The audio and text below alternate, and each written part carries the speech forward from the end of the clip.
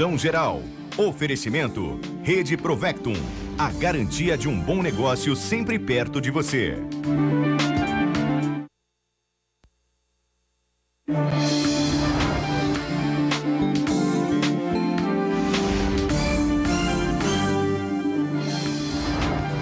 Olá, meus amigos do Brasil, tudo bem por aí? Que ótimo, hein? Que ótimo por aqui, sempre ótimo. Estamos chegando com o nosso Visão Geral de hoje. Aqui, cada dia um assunto, cada dia aprendemos um pouco sobre determinado segmento da sociedade brasileira com pessoas experientes, verdadeiros mestres que passam por aqui. E hoje não é diferente. Dr. Luiz Augusto Passeri é o nosso convidado de hoje, especialista, mestre, doutor e livre docente em cirurgia bucomaxilofacial. Olha, vai ser uma entrevista sensacional, com toda certeza, porque a bagagem que tem o doutor Luiz aqui realmente é muito grande. Muito obrigado aqui pela presença. Prazer. Muito bom recebê-lo, viu, doutor? Prazer. Falar um pouquinho sobre essa matéria. Aliás, eu falei tanta coisa, professor e tal. O que é mais fácil, doutor? É ensinar ou aprender? Eu acho que ensinar é mais difícil. Ensinar é mais difícil? Ensinar é mais difícil. Você precisa aprender antes para depois ensinar. Olha aí, tá aí. Então tem que aprender antes para depois ensinar. Sem dúvida. É isso aí, doutor. Luiz Augusto Passeri, professor e titular de cirurgia bucomaxilofacial da Faculdade de Ciências Médicas da Unicamp, especialista, mestre, doutor e livre docente em cirurgia bucomaxilofacial, especialista em implantodontia, pós-doutorado em Dallas, nos Estados Unidos, de 90 a 92, professor visitante de Harvard School of Dental Medicine, de 2014 a 2015. Quando você terminou o curso em 92 em Dallas, 2 anos depois eu fui para Dallas para fazer a Copa do Mundo. Verdade. E lá fiquei por 40 dias em Dallas. Verdade. Cidade linda, né? Linda, linda. Maravilhosa. Uma cidade muito bonita, muito moderna, muito arrumada, né? Muito boa, muito boa. Passei umas 40 vezes na Elm Street ali, Sei. onde Kennedy foi assassinado, aquela coisa triste. Mas eu na oportunidade de 94, para mim Dallas era a cidade que tinha a mais bela arquitetura. Os prédios realmente de uma arquitetura, assim, uma beleza arquitetônica muito grande. Foi uma experiência muito legal. E tem um dos principais aeroportos em Fort Worth, né? Um dos principais aeroportos do mundo. Eu falo isso porque eu sou muito ligado à aviação, doutor. Sei. Então, eu adoro aeroporto, essa coisa toda. Doutor Luiz Passeri, o que é cirurgia ortognática?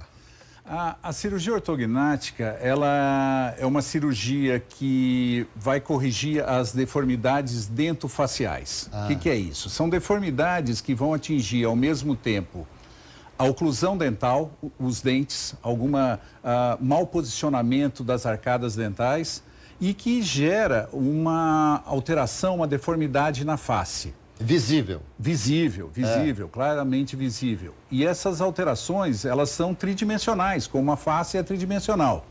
Então, por exemplo, você tem alguns indivíduos que acho que é o que mais vem à mente, por exemplo, quando a mandíbula é muito para frente, o maxilar inferior é muito para frente.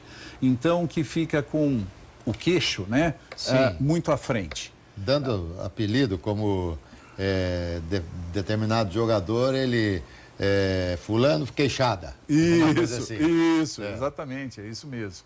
E isso também tem uma consequência, né? Que é uma consequência, vamos dizer aí, psicológica, social, às vezes, né? Porque esse tipo de apelido, essa própria imagem, às vezes assim, quando é um atleta, às vezes consagrado, isso não é um problema, mas isso numa criança... O Cássio, goleiro do Corinthians, está preocupado de ter aquele queixo para frente? Acho que não, acho que ele está mas muito ali bem é passivo sucedido. de uma cirurgia. Sem dúvida. O que se faz nessa cirurgia, doutor? Então, essa é uma cirurgia que ela combina a ortodontia e a cirurgia. Porque antes de você fazer a cirurgia, os dentes têm que ser posicionados corretamente. Ou seja, se você pegar um indivíduo que ou o maxilar superior está à frente, ou o maxilar superior está para trás, quer dizer, qualquer alteração, qualquer combinação que você pode ter assimetrias na face, esses dentes vão sofrer compensações, ele não vai estar no local original dele. Quer dizer, por pressão dos lábios, da bochecha, da língua, esses dentes assumiram posições erradas. Mas eles vão se adaptando e se moldando desde criancinha, não é isso? Isso, exatamente. É um problema de desenvolvimento. Então, Antes de se fazer a cirurgia, é preciso que você acerte os dentes inferiores com a mandíbula, com o maxilar inferior. E os dentes superiores com o maxilar superior, com a maxila. Os superiores, me perdoe aí a ignorância, os superiores não tem muita coisa que fazer, porque os superiores eles são ali fixos, né? Porque o que mexe é a parte de baixo. Sim, mas o movimento não é o movimento do dente, né? É o movimento do osso. Né? Que a gente tem a articulação temporomandibular, a ATM, exatamente. Entendi. Que é o que vai dar a movimentação do conjunto. Mas o dente dentro do osso, ele está alterado. Quer dizer, é fácil você ver isso, mesmo lembrando alguns atletas famosos, você vai ver alguns que têm uma projeção, por exemplo, do dente superior muito à frente. Ronaldinho Gaúcho, né? Isso, por exemplo. Ronaldinho Fenômeno, isso, os dois. Exatamente. E você tem esses problemas, a gente está falando em relação, vamos dizer, antero-posterior, de estar à frente e estar atrás. Mas você tem também problemas verticais, por exemplo, que é essa questão do sorriso gengival. Então a pessoa sorri e aparece muita gengiva. Ou você tem o contrário, você tem aquele indivíduo, e nós podemos lembrar, por exemplo, o Rubinho Barrichello, que quando ele sorri não aparece dente. Que esse seria o contrário, seria uma deficiência vertical. Ele é muito lento, ele não abriu ainda, ele vai não aparecer. Deu tempo. Não deu tempo de tá abrir novo, os tá lábios novo, ainda. tá novo, tá certo, mas chega então, lá. Mas interessante, né? Eu vejo, você tocou num ponto muito interessante, eu vejo muitas pessoas quando sorriem, sobretudo essas artistas, essas pessoas que fazem aquele tratamento, colocam, acho que é aquela, não sei como é que é o nome daquilo. As lentes de contato. As lentes, isso que fica aquela dentição perfeita, maravilhosa. E elas conseguem sorrir mostrando os dentes de cima e os de baixo, inferior e superior. Eu jamais consegui mostrar os de baixo. Sempre só mesmo a parte, que eu sorri assim. Só aparece essa parte. Mas o sorriso ele varia muito de indivíduo para indivíduo, né? E mesmo assim, de homem para mulher, isso muda bastante realmente. Mas o normal, vamos dizer assim, ou convencional, é que no sorriso apareça os superiores, né? E até a linha da gengiva um pouquinho mais, 2 milímetros. Parte de cima. Na parte de cima. Quando isso começa a aparecer muito, tem uma exposição muito grande, é o que a gente chama de sorriso gengival. Gengival. Que aí já não é um aspecto tão agradável. Se corrige com cirurgia também? Se corrige com cirurgia. A gente consegue mobilizar, fazer uma osteotomia, que a gente chama, ou seja, corte do tecido ósseo. Cirurgias são todas intrabucais, são todas feitas por dentro da boca, não existe nenhuma cicatriz, não existe nada que vai ficar assim aparente na face. Então, esse maxilar, ele é solto, ele fica preso pela gengiva, pelo palato, né, pelo céu da boca, e aí você coloca ele mais para cima, você faz desgastes e coloca ele mais para cima. Então, aquele dente que estaria aparecendo muito depois da cirurgia, ele deixa de ficar tão exposto. E doutor, isso aí é uma cirurgia demorada, né? São demoradas, são cirurgia, anestesia geral. É uma cirurgia que o paciente ele é internado normalmente no dia da cirurgia. Essa cirurgia ela vai demorar, vamos dizer, de 2 horas quando a gente está mexendo em um dos maxilares, até 4 horas, 4 horas e meia quando a gente está mexendo nos 2 maxilares e também a gente pode mexer no mento, no queixo isoladamente.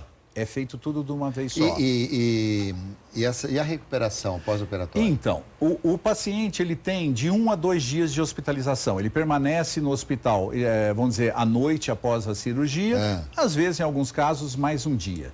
Essa imagem que a gente está vendo, por exemplo... o queixinho para frente ali, né? Então, mas aí é que às vezes a gente tem a ideia de que o queixo está para frente. É a mesma pessoa? É a mesma pessoa, o antes e depois. Foi você na esquerda, que fez a cirurgia? Isso, essa é uma paciente nossa. Eu vou lá então, você vai me deixar mais bonito, porque ficou bem melhor, hein? E você vê, o que nós fizemos nela foi puxar a parte de cima para frente, quer dizer, o maxilar você não superior recuou para frente. baixo? Não. Porque, na verdade, aquela distância que existe entre o queixo e o pescoço, ela é uma distância boa. Ela é uma distância... E quando você olha agora de frente, você percebe que essa área do lado do nariz, essa região paranasal que a gente chama, ela é meio afundada, ela é deficiente. Sim, mas ela ficou com o nariz um pouco mais aberto ali, né? Isso, então. Quando a gente traz isso daí para frente, isso dá para controlar. Talvez tenha um pouco de posição. Se você olhar a foto esquerda, está um pouco mais abaixada e na outra está um pouco mais levantada. Mas o que principalmente fez, elevou um pouco o nariz, preencheu o lábio, tá vendo? Olha aí. Ela é uma moça, mas isso principalmente, por exemplo, em paciente que já tem uma certa idade, isso rejuvenesce, porque sem dúvida, isso preenche a face. Sem dúvida. Quer dizer, E tem um outro ganho, que é o ganho da respiração. Isso que eu ia perguntar, porque a gente não pode pensar só na parte estética. O que é que traz de benefícios para o corpo? Isso, então vamos lá. Quando a gente põe tanto o maxilar superior e inferior na posição correta, o que a gente ganha? A gente vai ganhar uma mastigação mais eficiente, porque os dentes vão se tocar de forma correta, então essa mastigação é mais eficiente. Então a digestão é mais eficiente. Sim. Eu vou ter uma fonação melhor, porque eu não vou ter escapes, eu não vou ter aquelas palavras que às vezes você não consegue pronunciar porque a posição da língua, do lábio não se adaptam bem. Sim. E tal. Então eu tenho esse ganho de fonação. E a gente tem o ganho de respiração. Então imagina nesse caso, se eu levar a mandíbula, por exemplo, para trás, eu posso estar prejudicando a área de respiração. Mas se eu trago a parte de cima à frente, eu tenho um ganho de respiração, eu estou aumentando a área de respiração.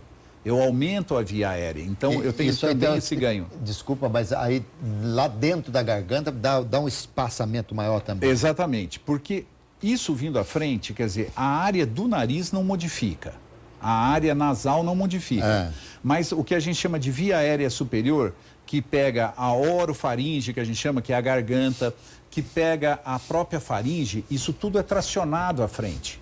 Quando eu trago a mandíbula, o queixo à frente, eu tenho uma parte dessa musculatura que fica aqui embaixo da língua que é toda trazida para frente. E isso vai, então, entre aspas, aumentar esse tubo. Sim. Porque isso é um tubo, Com quer certeza. dizer, por onde está passando o ar. Então, uma coisa que era, vamos dizer, bastante estreita, bastante delgada, que mais fácil de colapsar, então dificultar a respiração e eu ter ronco, por exemplo, né?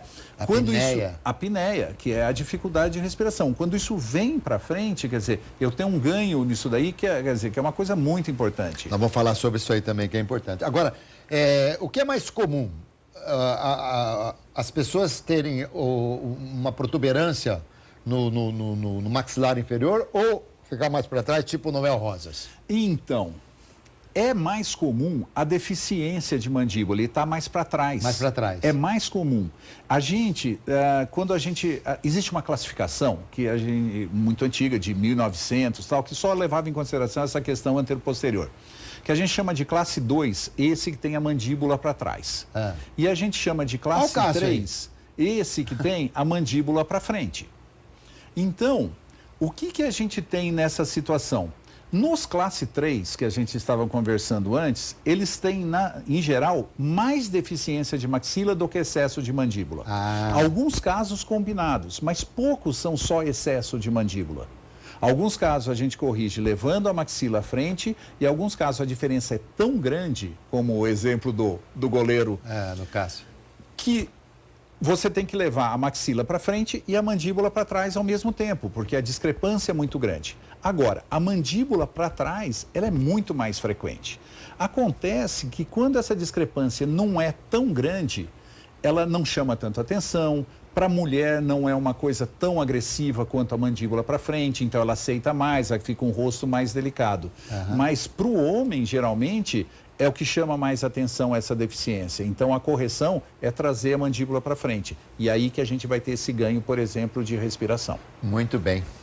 Muito bom, doutor, muito bom. Vamos falar um pouquinho, daqui a pouquinho nós vamos falar sobre a apneia, que é uma coisa muito séria. E eu até quero te perguntar o seguinte, se quem não tem a mandíbula para frente, nem para trás, está tudo normal, e tem apneia, se ainda assim pode fazer cirurgia, tá bom? Aliás, doutor, certa vez eu estava narrando uma partida de futebol e teve um jogador que sofreu, né? Tomou um chute no rosto, foi para o hospital. Aí o repórter entrou, ele, fulano de tal já foi examinado, o doutor Bucomaxilo foi quem o atendeu. Aí passou. Aí, na era do WhatsApp, um ouvinte falou, mas bucomaxilo não é nome, é especialidade. Foi muito legal. Doutor, a pergunta que eu lhe fiz antes de sair para o intervalo, quem, na teoria, não tem que fazer nenhuma cirurgia de boca, nem o maxilar normal, nem para frente, nem para trás e tal, e ainda assim tem apneia, pode-se fazer esse tipo de cirurgia? Pode sim. a técnica, ela está indicada para aquelas pessoas que já passaram por outros tipos de tratamento para apneia e ou não foi bem sucedido ou a pessoa não se adaptou àquele tratamento. Um dos tratamentos mais efetivos é o CPAP, que é aquela máquina que fica com a máscara que nos coloca na UTI dormindo, né? Fica injetando ar, né, de forma contínua durante o sono. É na eletricidade, né? É sim. Parar a energia também. Você descobre que parou a energia quando de repente começa a roncar e ter apneia de novo. E voltou. Mas o que acontece é que, como muitas pessoas não se adaptam a isso, então, quer dizer, você tem a indicação da cirurgia. O que você faz nesse caso, você não desmonta essa mordida, essa oclusão. Você traz tanto o maxilar superior como o inferior para frente ao mesmo tempo. Então, a gente tem alguns estudos mostrando tanto a eficiência desse tratamento, né? Porque isso vai abrir a área, né, para a respiração, como ele não compromete esteticamente, porque a gente pensa que esse fato de trazer os dois maxilares ao mesmo tempo para frente vai comprometer esteticamente. Mas o que a gente percebe, e isso a gente tem estudo acompanhando pacientes que foram operados já em idade adulta, que esse avanço, claro, ele é feito dentro de um limite, mas é um avanço grande, às vezes até de 10 milímetros, tanto do superior como inferior, né, concomitante, que não compromete esteticamente. Porque também tem um pouquinho só, não é, não? E não é tudo que se avança em termos de arcada dentária que reflete no tecido mole. Quer dizer, você tem que pensar que quando eu avanço, por exemplo, os dentes superiores 10 milímetros, o lábio superior, ele não vai avançar 10 milímetros, porque o lábio, ele absorve um tanto disso. Essa imagem que a gente vê uma pessoa, vamos dizer, deitada, dormindo e pela própria posição da língua, e aí você tem um outro fator ainda que é a obesidade, quer dizer, que auxilia a obliterar, a obstruir. Então a gente tem a apneia obstrutiva do sono, quer dizer, não permite a passagem de ar. Mas se a pessoa se deitar de lado? Então, realmente de lado, ela não vai ter o mesmo efeito, vai ser melhor. Mas as pessoas não conseguem, às vezes, se posicionar. Não tenha dúvida que a posição do sono também tem um efeito. Mas isso as pessoas não conseguem permanecer o tempo todo. O indicado não é dormir de lado, aquela história de dormir de lado com o travesseiro no meio da perna, o travesseiro no braço, assim. É isso aí, indicado. Exato. É isso, né? Daria uma posição mais confortável e tal. Mas não é o que ocorre na prática, né? Quer dizer, então você realmente tem isso. E o que acontece é isso, quer dizer, esse tecido ele começa a obstruir, o ar não passa, então a pessoa desperta. Porque o ronco, ele incomoda o vizinho, mas não incomoda o próprio, né? Tem muita gente que fala, eu não ronco nada, eu não ronco. Nunca ouvi. Sabe, né? Então, o que acontece é isso, é que ele começa a ter micro despertares, quer dizer, então esse sono não é um sono que repousa, que regenera. Sim. Quer dizer, ele está durante a manhã, ele está durante a tarde, sonolento. Exatamente. Existe relatos de acidentes, porque a pessoa perde concentração. Agora, uma pergunta que eu quero te fazer, bem objetiva. A apneia mata? Mata. Mata? Mata, não tenha dúvida que mata. Porque a apneia, quer dizer, além disso, vamos dizer, dos acidentes, vamos dizer agora na questão crônica, não vamos dizer nada de um trauma da questão aguda. Essa questão de você ter esses microdespertares, não ter essa recuperação, a tendência que você tenha nesses indivíduos mais hipertensão arterial, então a pressão alta. E essa pressão alta pode levar a complicações cardíacas, a complicações cerebrais, né? Você pode ter um AVC. Mas é uma sequência. É uma sequência. Não que o cara morreu, não que o cara dormiu e acordou morto, como diz um amigo meu, acordou morto. Não é isso, entendi. porque quer dizer, a concentração de gás carbônico que acontece na pessoa faz com que ela desperte. Quer dizer, como isso não está oxigenando, quer dizer, o próprio organismo reage e a pessoa desperta. Muito bem. Nós temos uma imagem aí, quando a gente falou do sorriso, que aparece a gengiva e tal, eu queria até pedir para o nosso diretor de TV colocar essa imagem, para que as pessoas fiquem sabendo exatamente. Não, essa é uma outra, né? Não, essa também é do sorriso? E esse é um indivíduo que você vê lá. Olha aí. Olha lá, um sorriso gengival bastante importante. uma deficiência da mandíbula muito importante, que é problema respiratório também, porque como a mandíbula estava muito para trás, isso daí é o indivíduo que desde criança é um respirador bucal. Ele respira pela boca porque o nariz não é efetivo. Entendi. Ele não... E aí, depois da cirurgia, quer dizer, você tem um avanço da mandíbula, você tem o maxilar superior colocado para cima, então veja como que aumenta aquela distância, aquela projeção, e aí você tem um rosto mais harmônico. Trás, sorriso, aí você numa cirurgia corrige tudo. É um procedimento único. Ficou ótimo, ficou perfeito. Ele deve ter te agradecido muito, hein? O mercado melhorou, segundo ele. Né? Aí, com toda certeza. Doutor, e cirurgias assim, e correção de acidente? É o que o senhor faz também? Faço também. Isso aí, claro que quando você tem uma pessoa que não tem esse tipo de problema, aí, de repente, a correção é teoricamente mais fácil, embora o acidente pode mutilar muita coisa. Não tenha dúvida. O trauma, ele é bastante frequente. Ele, felizmente, ele reduziu um pouco nos acidentes automobilísticos por causa do cinto de segurança, do airbag, mas você tem ainda as pessoas que usam o banco de trás sem cinto de segurança. Esses dias mesmo, mês passado, a gente atendeu uma garota, uma adolescente na Unicamp, em que ela perdeu vários dentes, além da fratura da mandíbula, por causa disso, no banco de trás, sem cinto de segurança. Então, isso fica um alerta também, quer dizer, da necessidade, não só da obrigatoriedade, né, por lei, mas, quer dizer, da consciência de que isso não importa a lei nesse caso, o que importa é o benefício que isso traz, né? E, realmente, quando a gente tem o acidente, a gente não vai corrigir, por exemplo, se ele já tem uma deformidade, por exemplo, a mandíbula é pequena. Nós precisamos primeiro corrigir o trauma, né? Levar, fixar na posição original, ter uma consolidação dessa fratura, para ir numa segunda etapa fazer essa correção. Doutor Luiz, se uma criança, bem criança, sei lá, seus 3 anos, 4 anos, for fazer uma consulta contigo, nessa idade você já consegue detectar se ela é uma pessoa a ter esse tipo de problema no futuro? Olha, nessa idade bastante jovem, já é possível, conforme o tipo de alteração, perceber algumas coisas, mas não é uma indicação para cirurgia nesse momento. A cirurgia, ela está indicada a partir do final do crescimento. Então, para as meninas, isso sempre é mais jovem, porque elas, né, encerram o crescimento antes. Então, já ao redor, às vezes, de 14, 15 anos é possível fazer a cirurgia. Mas nesse ínterim, nesse espaço de tempo que separa a detecção do problema até, de repente, a idade própria, não se pode fazer alguma coisa para que, de repente, ela não tenha que fazer a cirurgia?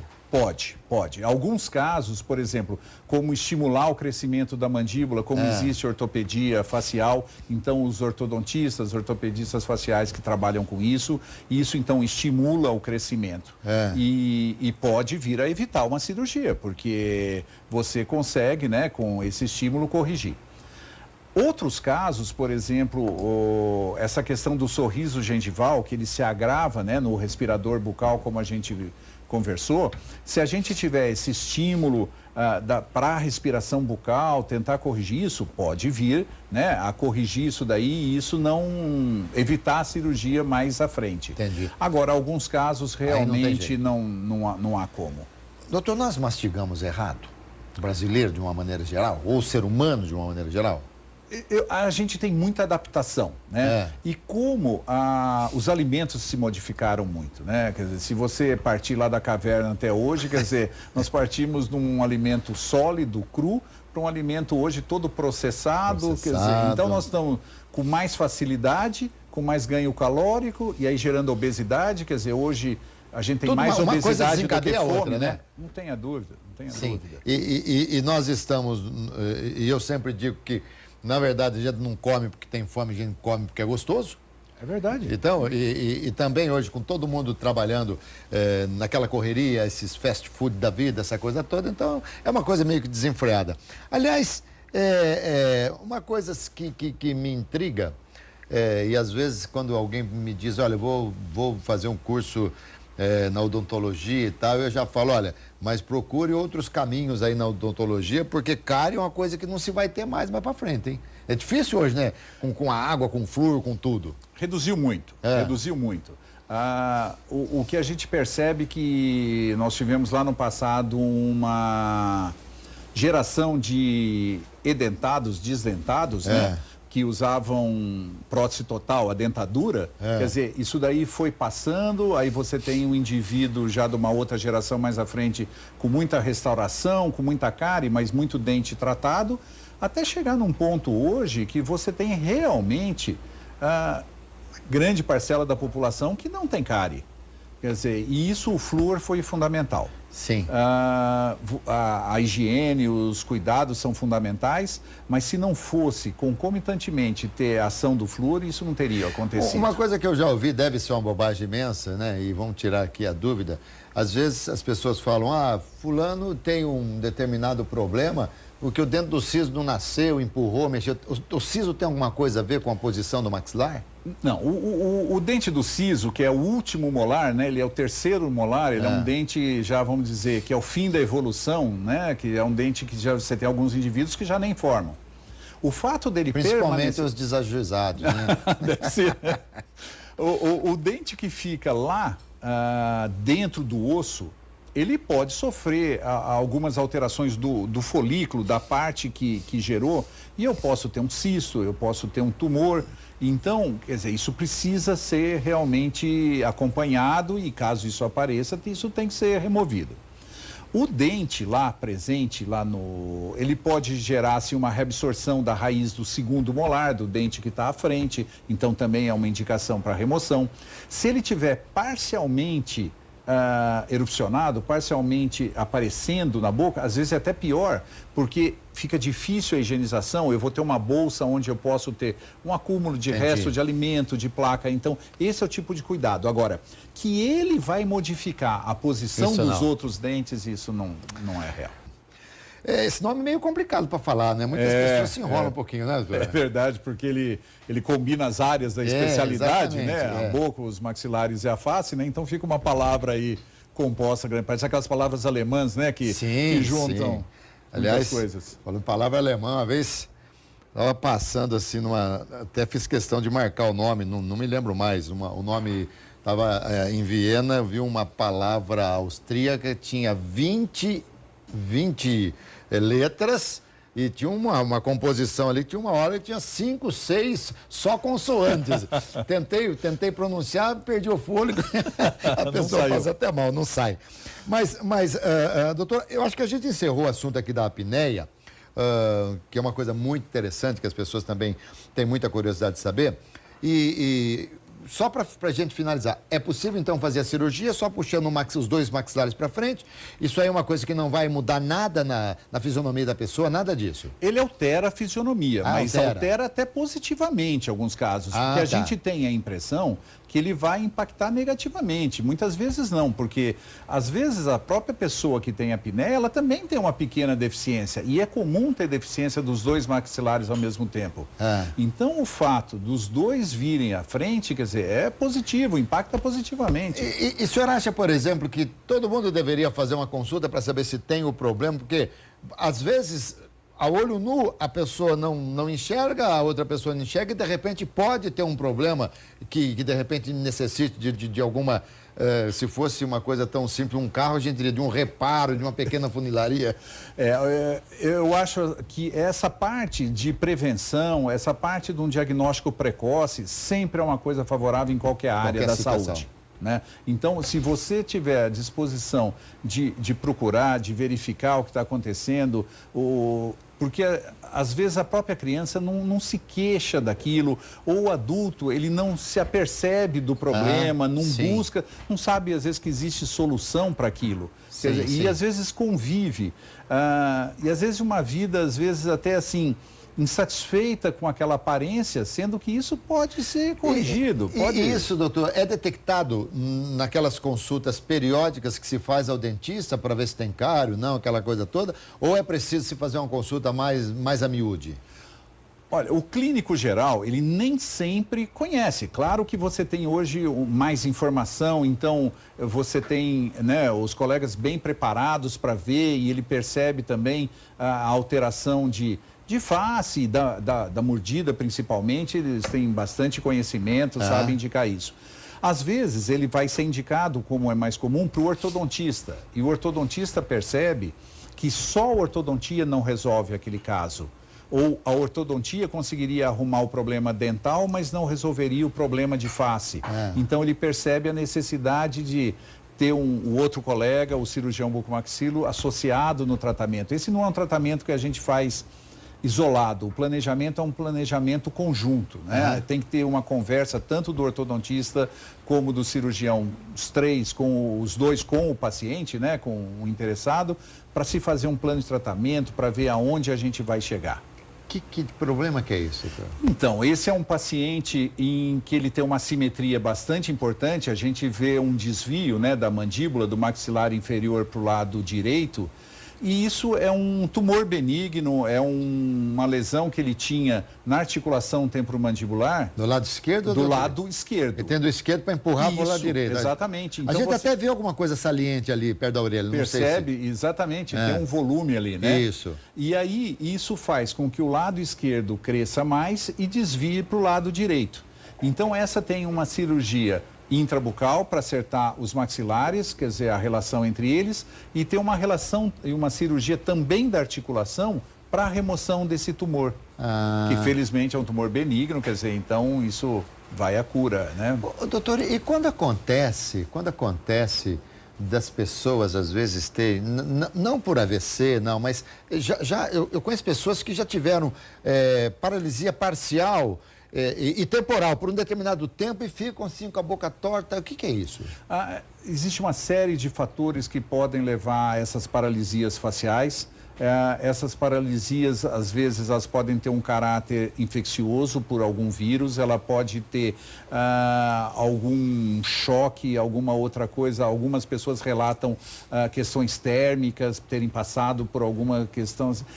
Algumas algumas pessoas recuperam muito bem. A recuperação pode ser total. E algumas pessoas ficam com sequela, fica, né, parcialmente mantida aquela paralisia. Isso é uma lesão, é uma alteração no nervo facial. A gente tem um nervo desse de cada lado da face, né, que vai atingir os músculos da face que dão movimentos, né, que dão... Então você vai ter uma paralisia que vai, às vezes, ter uma queda da pálpebra inferior, você vai perceber a asa do nariz um pouco abaixada, o canto da boca. E isso, desculpa, se isso aí for provocado por um AVC, por exemplo, não tem cirurgia que corrija? Não, porque aí é um problema central, quer dizer, aí não é um problema no nervo, exatamente, quer dizer, esse é um problema mais central. Aí não tem como... Se não houver uma recuperação dessa questão no cérebro, né? A questão realmente no sistema nervoso central, então aí você não vai ter Agora, doutor, toda cirurgia, às vezes você vai fazer uma microcirurgia e tal, o médico sempre fala, cirurgia, sempre tem seu risco. É a mesma coisa que você diria. Não tenha dúvida, não tenha dúvida. Toda cirurgia tem o seu risco. Esse é um procedimento invasivo, né? É lógico que... as coisas hoje são muito mais controladas. Antigamente, por exemplo, se tinha muito medo de anestesia, por exemplo, da anestesia geral. Sim. Hoje Quantas vezes eu ouvi falar, fulano não voltou da anestesia? Não voltou da anestesia. Significa que tinha morrido. Isso, exatamente. Então, veja só, isso é um procedimento muito mais seguro. Hoje, a gente consegue operar... durante a cirurgia, por exemplo, a pressão do paciente muito mais baixa, mantendo uma pressão bastante baixa, então o sangramento é muito menor, então você tem muito menos riscos de perda sanguínea importante. Então isso viabilizou algumas cirurgias. Quer dizer, que coisas que não se podia fazer, que hoje você consegue fazer. E toda cirurgia que o senhor faz é no hospital? Essas cirurgias de face são todas no hospital. Elas têm que ser feitas sobre anestesia geral. O paciente, normalmente, ele é internado no mesmo dia da cirurgia e ele permanece mais 1 ou 2 dias hospitalizado. Tá certo. E também tem lá um instrumentador. Instrumentador, o anestesista, auxiliar. A gente não consegue operar sozinho, né? Isso é sempre um procedimento de equipe. Então, uma cirurgia ortognática, a gente tem o cirurgião, mais 1 ou 2 auxiliares e mais um instrumentador, né? Que é quem passa para a gente, quem organiza a mesa, né, de instrumentos e viabiliza. Muito obrigado. Prazer. Muito competente, muito didático, né? Obrigado. Até que é professor, né? Agradeço muito, agradecer o Carlão, dentista, meu amigo, que falou assim, nosso amigo. leva o doutor Luiz Pássaro que você vai ficar super satisfeito, e eu fiquei realmente. Muito obrigado. Viu, Obrigado, foi um prazer. É isso aí, falei aqui com o doutor Luiz Augusto Pássaro, especialista em cirurgia bucomaxilofacial. Espero que vocês tenham tirado aí algumas dúvidas, espero que vocês tenham se enriquecido um pouquinho aqui, claro, como que disse o nosso querido doutor Luiz, tá bom? Saúde, paz, alegria e muita sorte, eu volto às 7h05 da noite. Tchau.